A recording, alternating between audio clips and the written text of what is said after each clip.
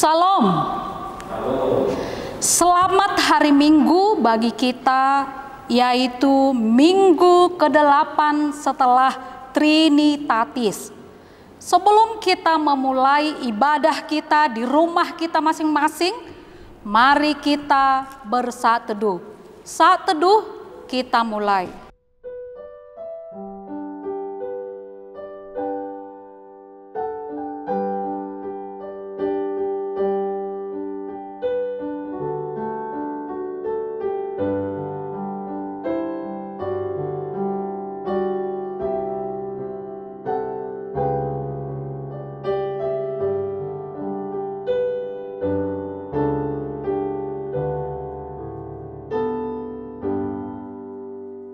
Amin.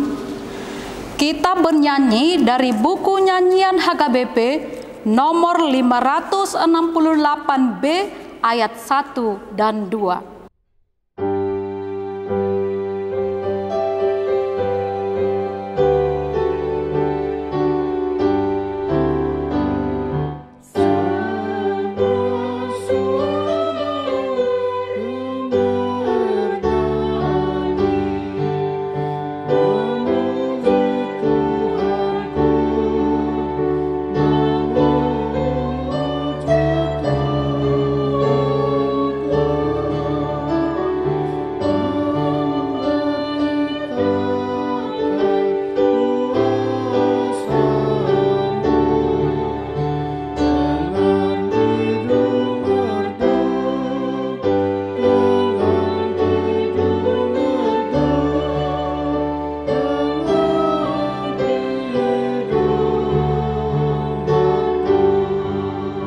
Jemaat diundang berdiri.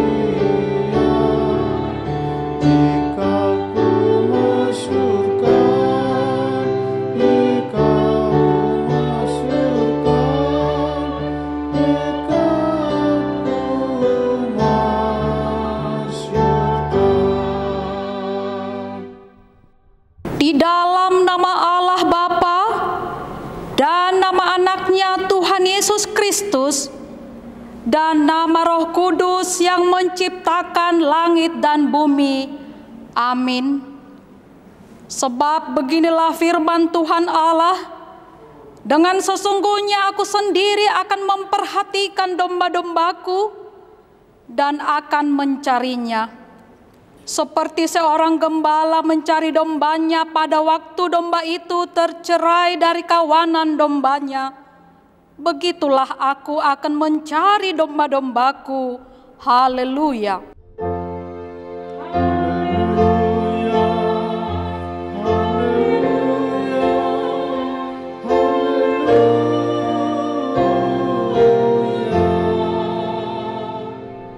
Marilah kita berdoa.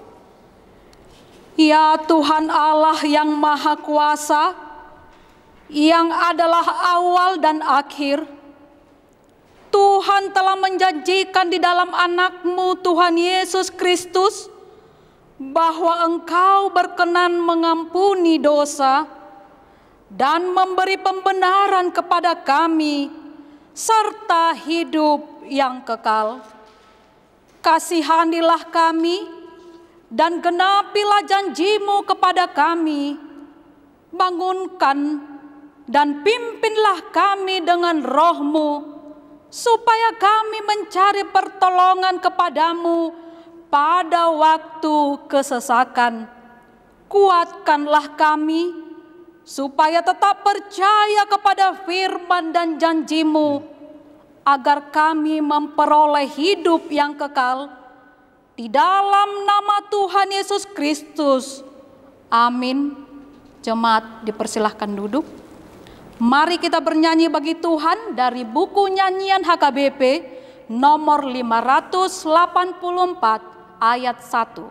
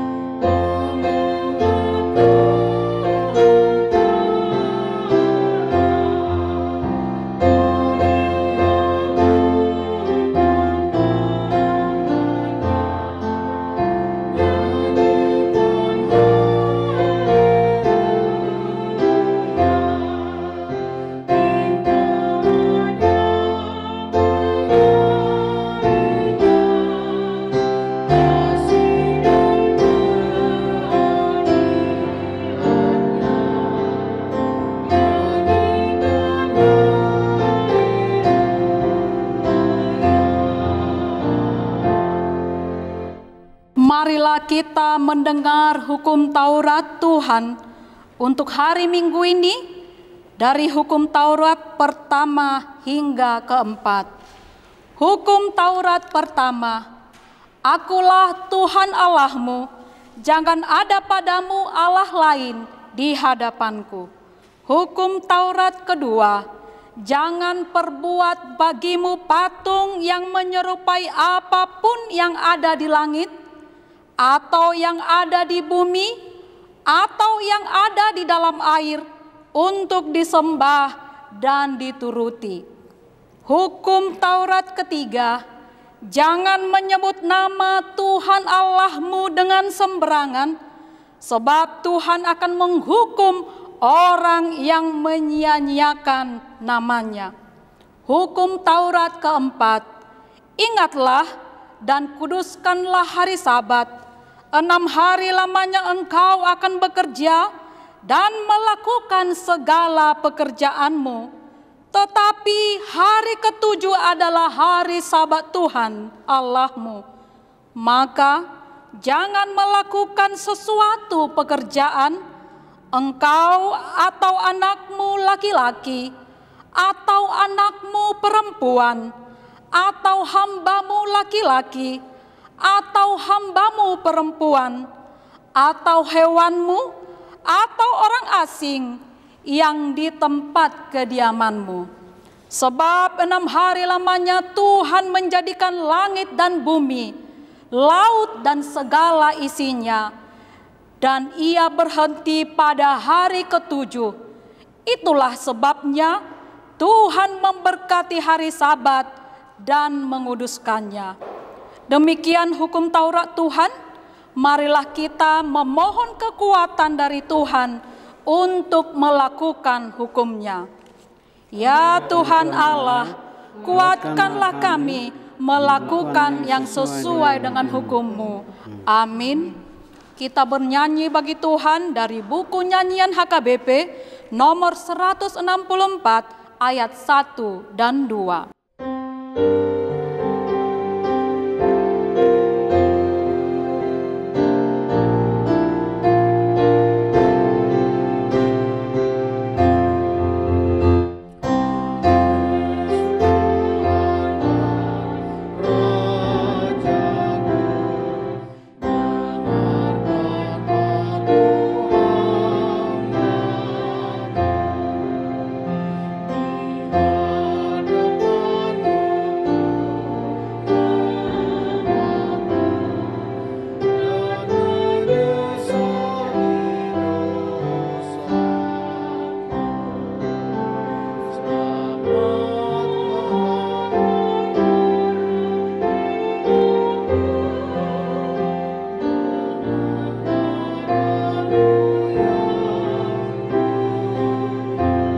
Jemaat diundang berdiri.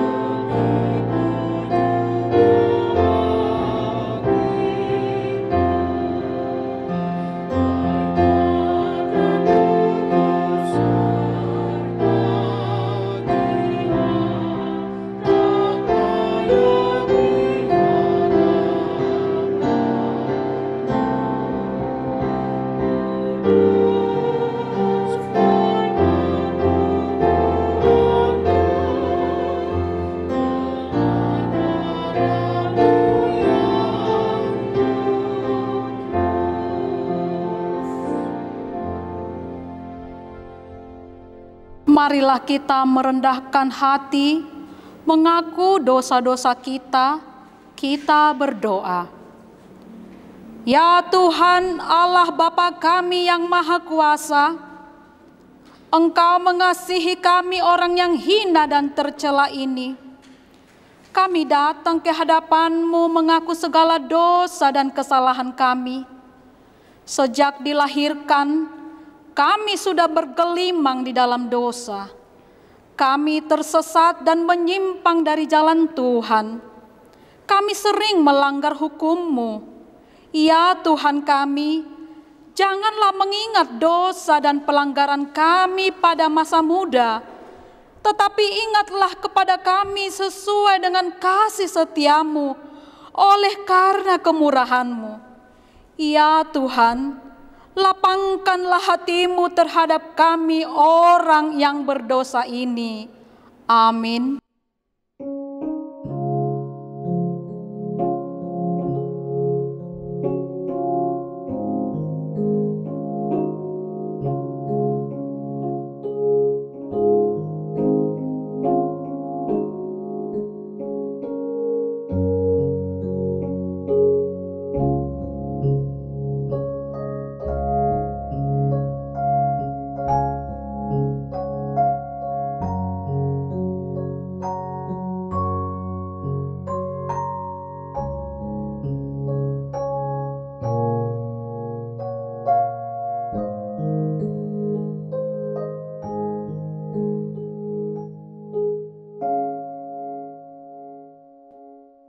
Marilah kita mendengarkan janji Tuhan tentang pengampunan dosa.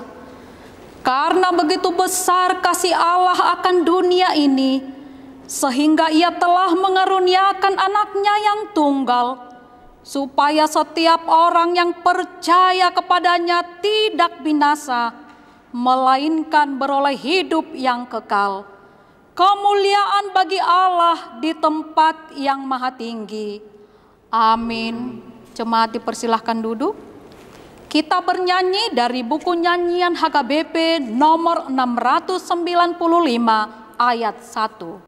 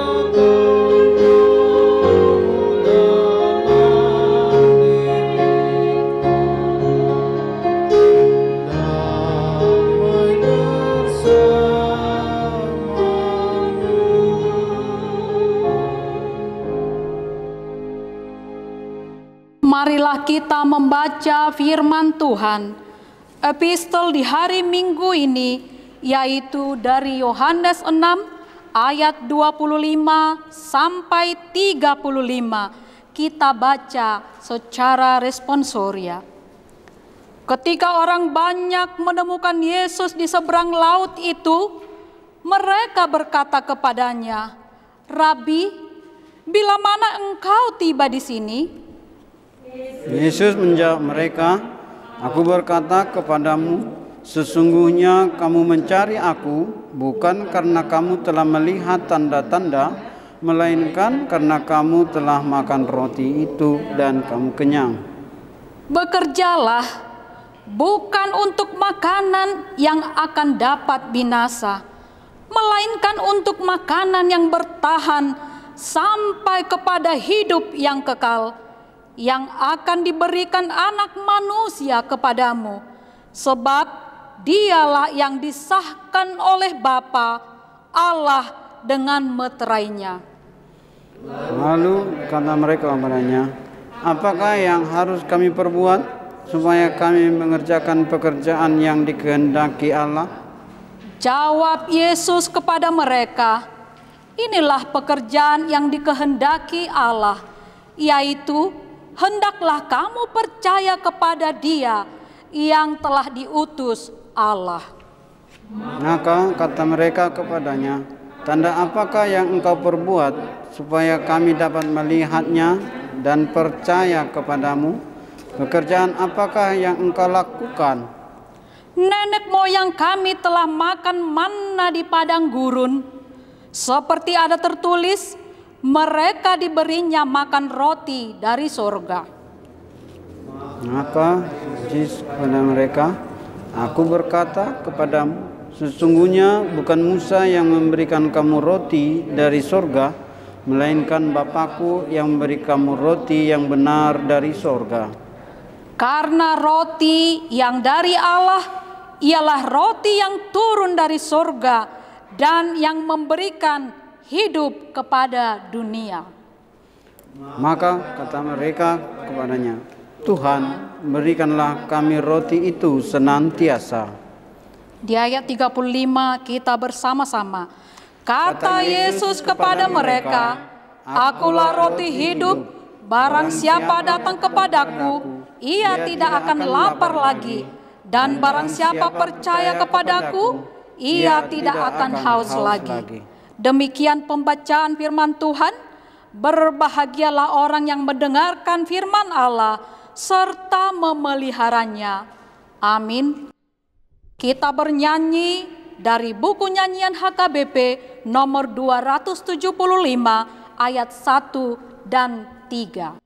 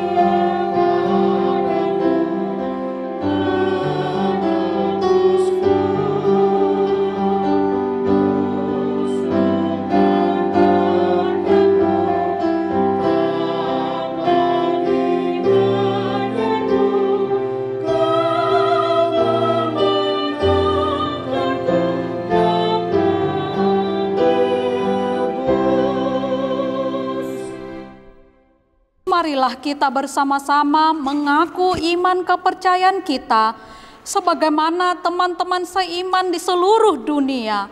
Kita bersama-sama mengucapkannya. Aku percaya kepada Allah, Bapa yang Maha Kuasa, Khalik langit dan bumi. Aku percaya kepada Yesus Kristus, Anaknya yang tunggal, Tuhan kita, yang dikandung daripada Roh Kudus, lahir dari anak darah Maria, yang menderita sengsara di bawah pemerintahan Pontius Pilatus, disalibkan, mati dan dikuburkan, yang turun ke dalam kerajaan maut. Pada hari yang ketiga, bangkit pula dari antara orang mati, naik ke sorga, duduk di sebelah kanan Allah, Bapa yang Maha Kuasa. Dari sana akan datang kelak untuk menghakimi orang yang hidup dan yang mati. Aku percaya kepada Roh Kudus dan adanya satu gereja yang kudus dan am, persekutuan orang-orang kudus, pengampunan dosa, kebangkitan daging, dan hidup yang kekal. Amin. Jemaat dipersilahkan duduk. Kita bernyanyi bagi Tuhan dari buku nyanyian HKBP nomor 247 ayat 1 dan 3. Sambil kita mengumpulkan persembahan.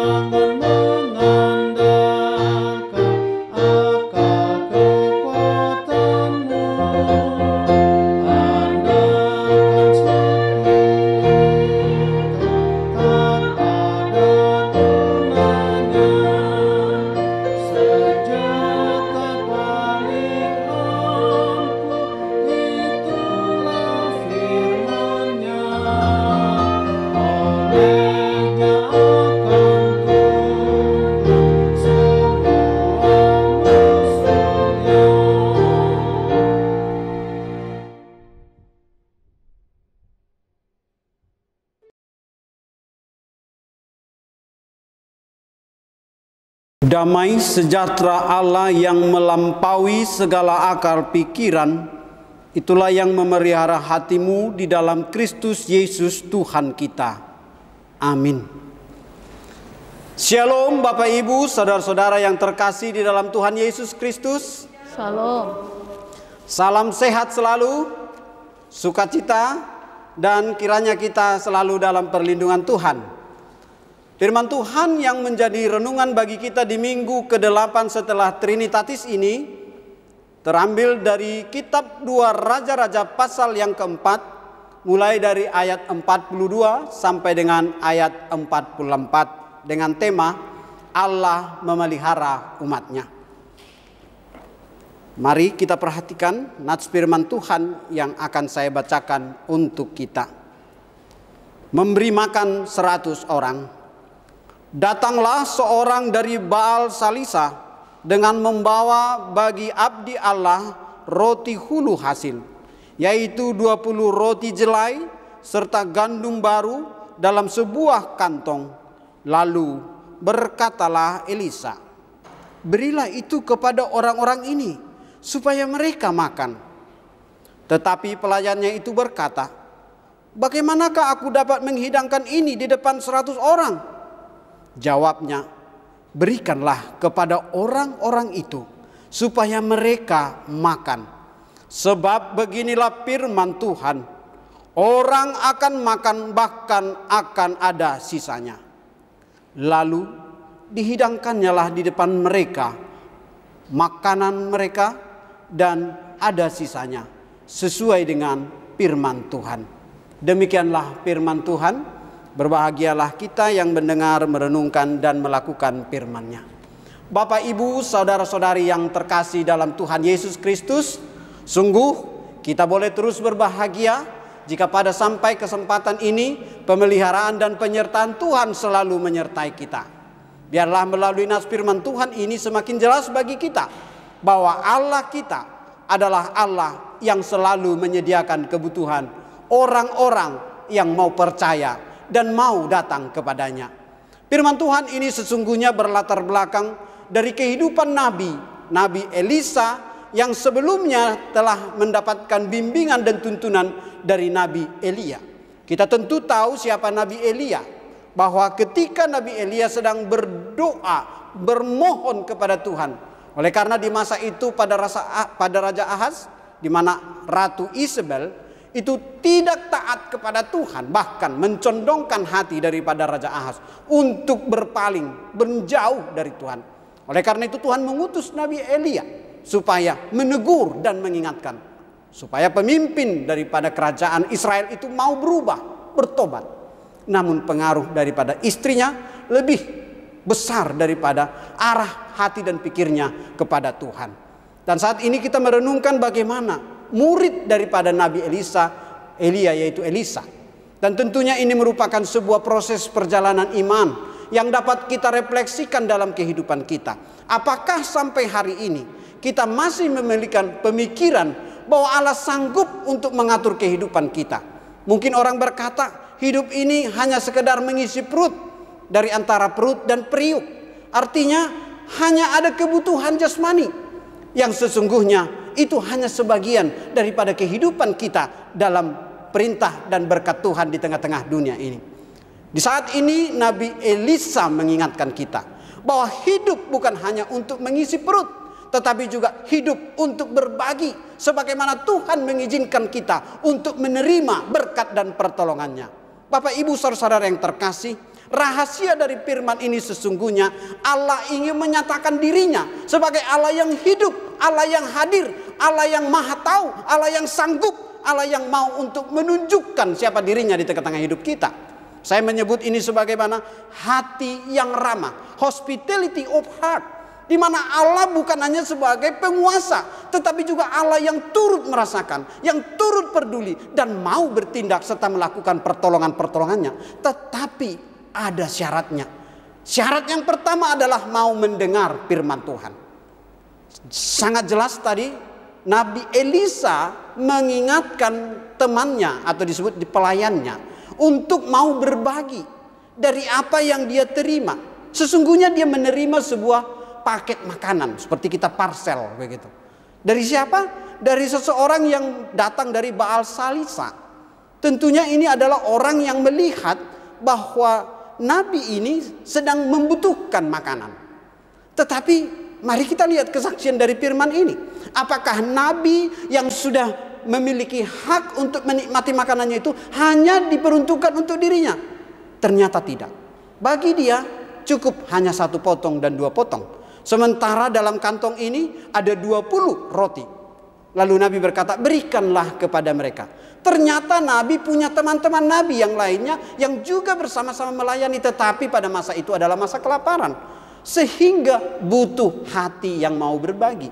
Butuh hati yang mau peduli. Butuh hati yang mau peka. Hospitality of heart. Hati yang mau memberi secara terbuka, ramah, dan peduli dengan yang lain. Bapak Ibu saudara yang terkasih, rahasianya adalah berbagi.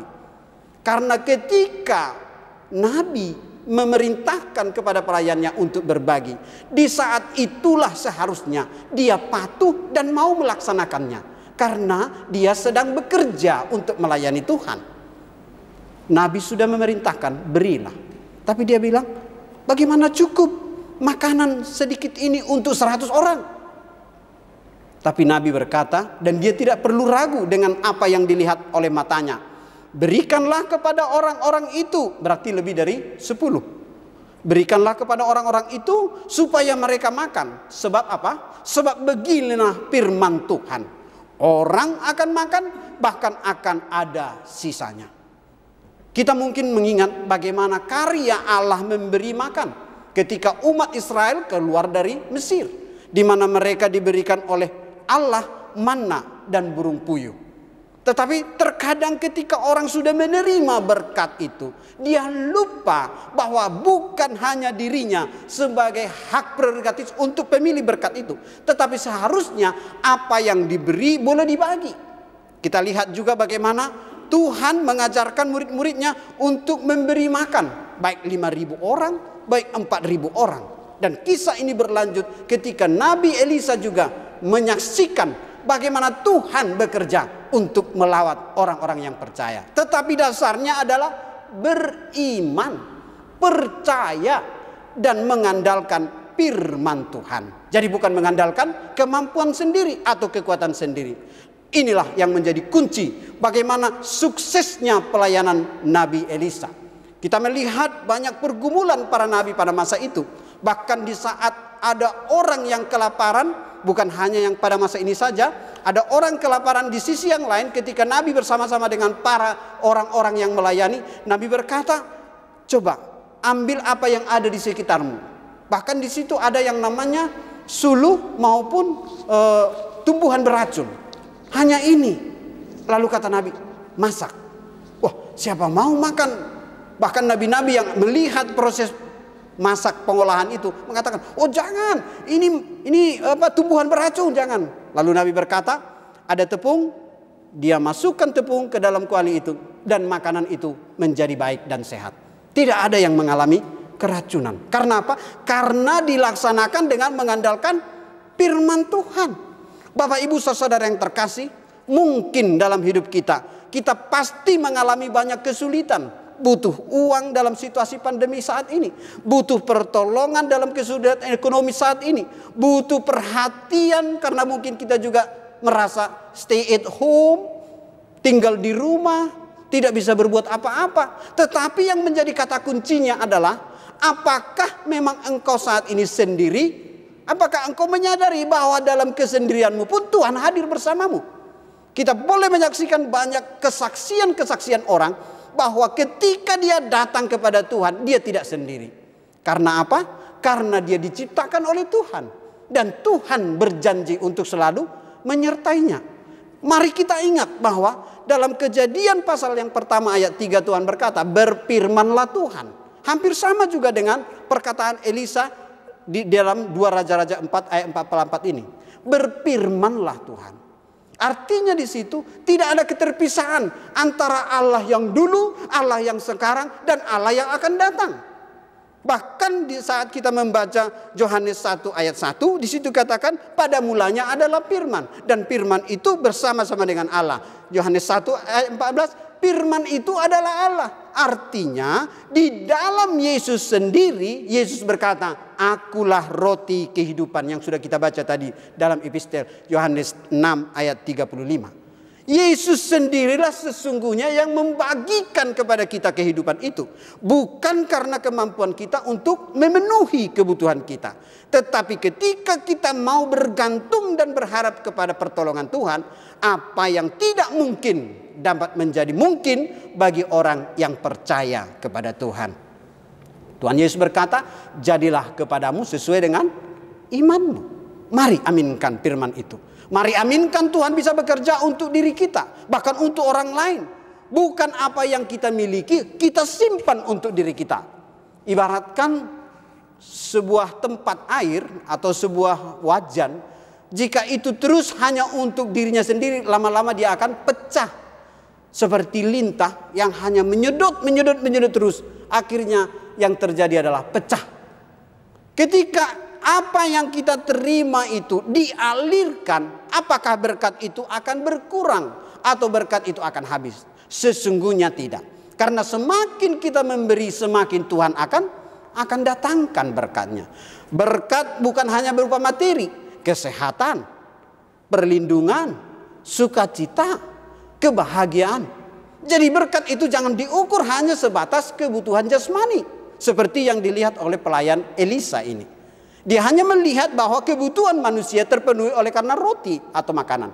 Tetapi sesungguhnya kebutuhan kita jauh lebih daripada itu. Kebutuhan jasmani, kebutuhan rohani, kebutuhan spiritual, kebutuhan untuk bertindak, bahkan untuk berbuat, untuk bersaksi, untuk menjadi alat Tuhan dimanapun kita berada. Sebab hidup yang sementara ini bukan untuk diri kita sendiri. Jika kita percaya bahwa Yesus datang dari surga ke dunia ini untuk menyelamatkan kita orang berdosa karena kasih-Nya, berarti Yesus telah memberi dengan kasih-Nya. Sekarang, apakah kita juga bersedia untuk menjadi bagian daripada pertolongan-pertolongan yang Tuhan taruhkan di dunia ini? Seperti Elisa yang Tuhan izinkan untuk berhadapan dengan penderitaan atau dengan kelaparan di saat dia berada sedang dalam pelayanan dengan perempuan Sunem yang juga pada masa itu tidak memiliki anak, tetapi membuka hatinya. Sehingga ketika perempuan Sunem itu membuka hatinya, di Ninat sebelum ini, membuka hatinya, akhirnya Tuhan membuka kandungannya. Sehingga dia boleh mendapatkan keturunan, sekalipun usianya sudah sangat tua. Ini kesaksian yang perlu kita renungkan.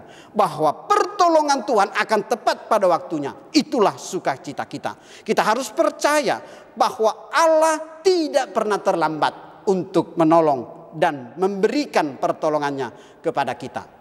Ibaratkan begini, ketika kita masih memulai hidup, ya, untuk yang baru berumah tangga, mungkin pikirannya adalah aku harus berjuang untuk memenuhi rumah tangga, kebutuhan rumah tangga. Dari dia kontraktor, ya kan, mengontrak maksudnya, lalu kemudian menjadi memiliki rumah sederhana. Tetapi setelah mendapatkan rumah sederhana, yang di atas sederhana, ya, rumah yang lebih layak. Bahkan lebih dari situ, di saat dia punya mungkin kendaraan roda 2, dia butuh kendaraan roda 4. Setelah dia punya rumah 1, dia pengen rumah 2 atau selebihnya. Tetapi jangan setelah punya istri 1, jangan lebih dari situ. Karena firman Tuhan mengingatkan. Ketika kita mau percaya akan itu, mungkin kita rindu supaya semakin banyak aset. Suatu ketika ada seorang yang seperti itu. Tuhan, aku butuh rumah. Waktu masih kontrak. Lalu kemudian Tuhan menyediakan dan memberikan. Melalui usaha, melalui hemat, menabung, akhirnya berhasil. Tetapi setelah itu dia berkata, Tuhan sepertinya masih kurang. Rumah ini terlalu kecil, butuh satu lagi. Oke, Tuhan menyediakan melalui berkat-berkatnya. Tetapi kemudian ketika dia sudah memiliki rumah yang lain, dia juga berpikir, habis nanti. Kalau saya hanya mengurus rumah ini, mengurus rumah saya, waktu saya habis. Suatu ketika Tuhan mengingatkan, kapan waktumu untuk datang ke gereja? Padahal aku sudah memberkati engkau. Dia bilang, Tuhan mungkin nanti sebentar lagi setelah ini. Lalu ketika dia bersama dengan istrinya pergi ke rumah yang nomor 2. Itu kebetulan di pinggir pantai. Mereka mengusahakan supaya rumah itu menjadi rumah yang eksotis, yang menarik begitu. Lalu mereka membelikan jam dinding yang juga termasuk bagus. Ketika mereka pasang jam dinding yang mereka beli itu tidak hidup. Lalu kemudian mereka berpikir kembali, ada janji dari si punya jam itu untuk gratis perbaikan. Lalu mereka membawa kembali jam itu ke kota untuk diperbaiki. Mereka sepertinya mengeluh. Karena apa? Fokusnya di situ, di jam itu tadi. Tetapi Tuhan mengingatkan, jangan mengeluh, bersyukurlah. Lalu dia berpikir, kenapa Tuhan harus mengingatkan saya bersyukur? Pada saat itu mereka, karena ada ingatan seperti itu, mereka datang beribadah. Mereka beribadah, memuji Tuhan, mendengarkan firman Tuhan. Lalu mereka diteguhkan, iya benar, kami harus bersyukur. Lalu ketika mereka selesai beribadah, mengambil jam untuk dibawa ke rumah yang kedua. Ternyata rumah yang kedua itu telah tergerus oleh ombak dan badai. Sehingga rumah itu rusak total. Lalu Tuhan berkata kepadanya, inilah saatmu bersyukur. Kenapa di saat rumah rusak ada bersyukur? Sekiranya kamu tidak keluar dari rumah itu dan tidak datang beribadah, maka kamu juga akan hanyut sama dengan rumah tersebut. Bapak, Ibu, saudara-saudara yang terkasih, mari kita jangan terlalu terikat dengan kebutuhan jasmani yang sementara.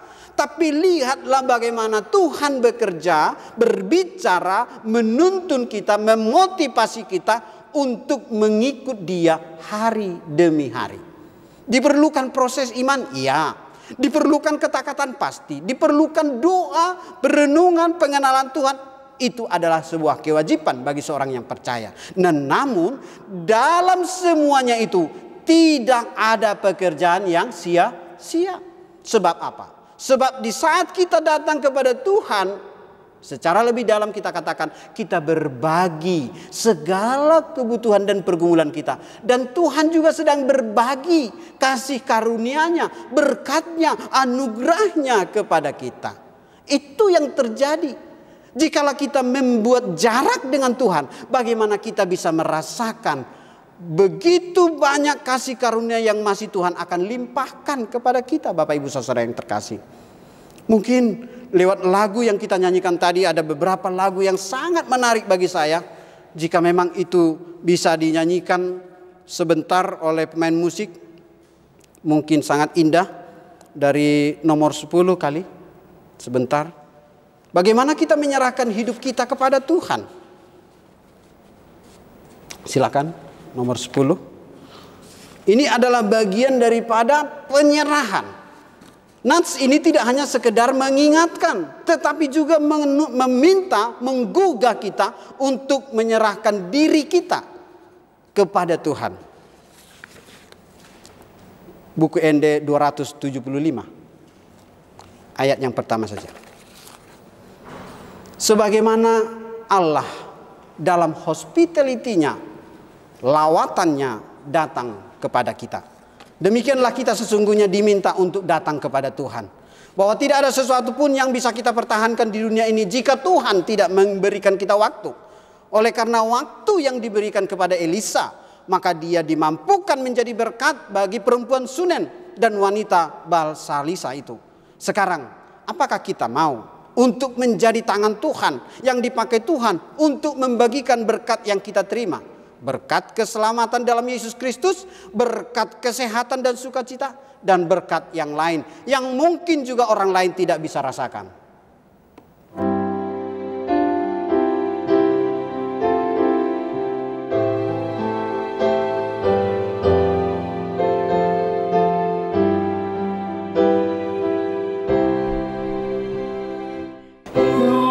Yesus Tuhanku, Engkaulah Rajaku, Maha Mulia. Tiada dayaku tanpa kuasa-Mu, Engkaulah besertaku di dunia.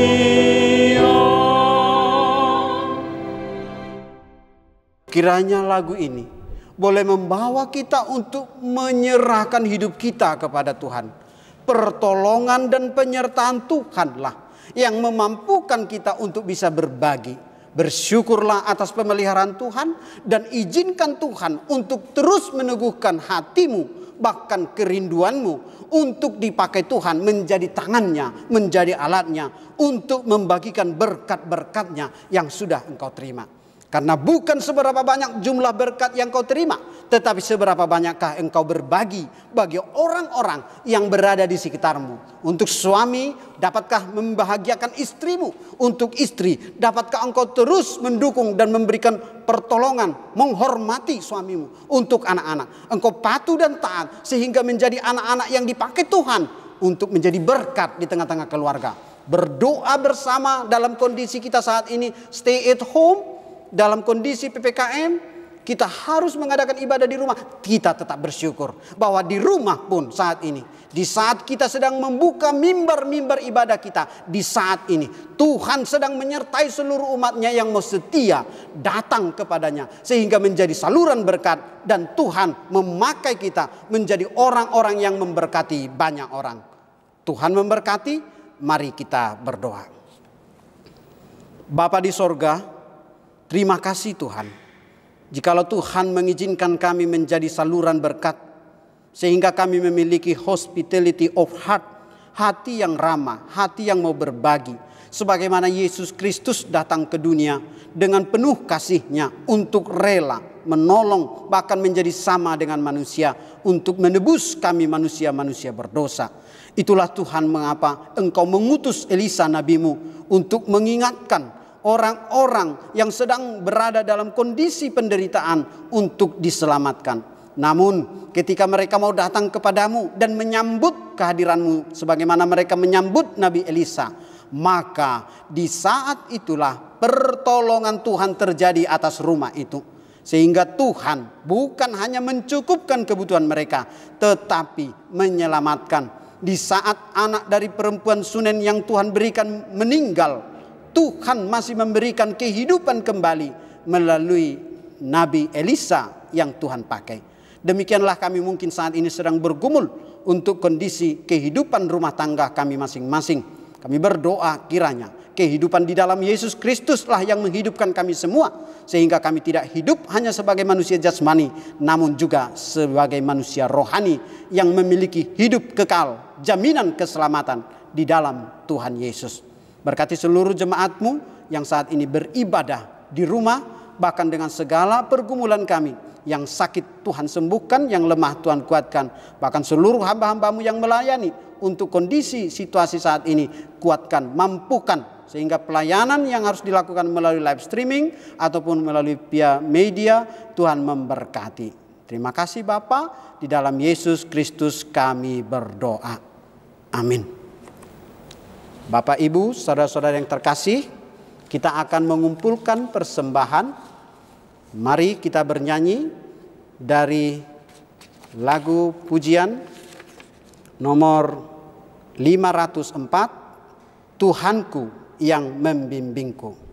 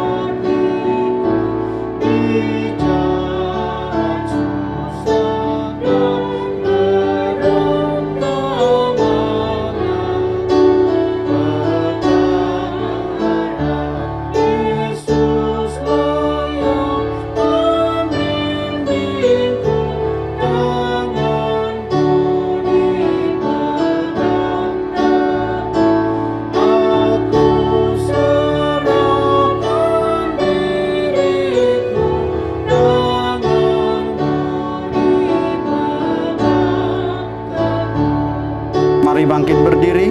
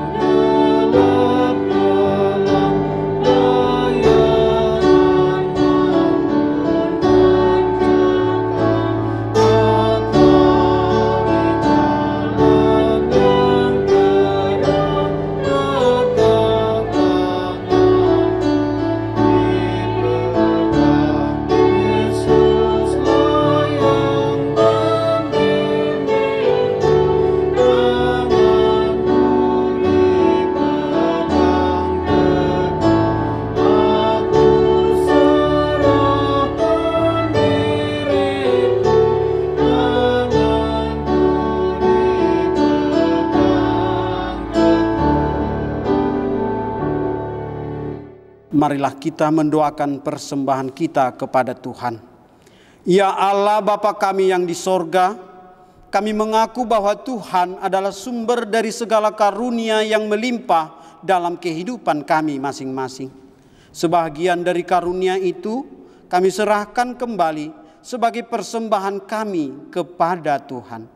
Terimalah dan berkatilah persembahan umat-Mu ini, agar dapat kami pergunakan untuk pekerjaan dan pelayanan kerajaan Tuhan di dunia ini. Bukalah hati kami untuk mengenal betapa banyak berkat dan karunia yang kami terima dari Tuhan, supaya kami senantiasa bersyukur kepadamu di dalam nama Yesus Kristus Tuhan kami. Amin.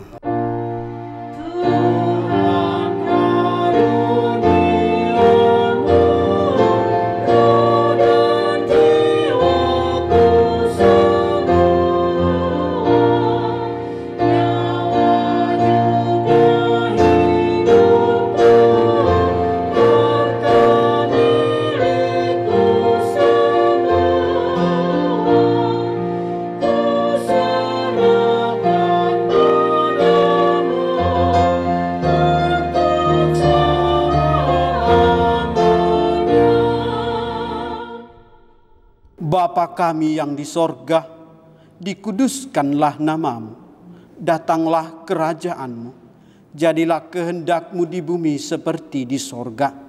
Berikan kami pada hari ini makanan kami yang secukupnya, dan ampunilah kami akan kesalahan kami, seperti kami juga telah mengampuni orang yang bersalah kepada kami.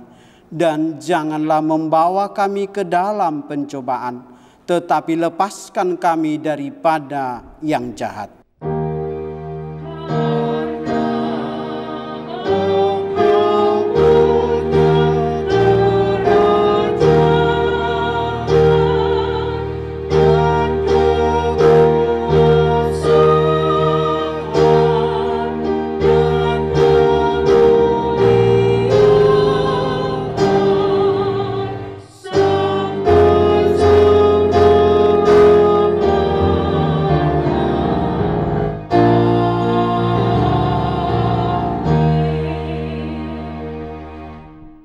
Terimalah berkat Tuhan.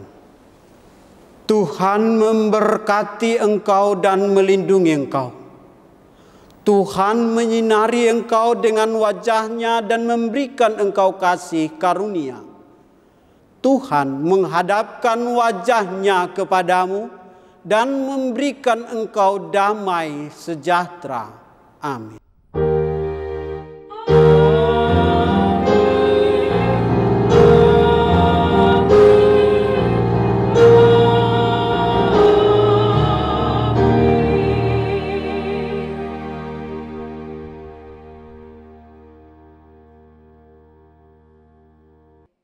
Selamat hari Minggu, Tuhan Yesus memberkati.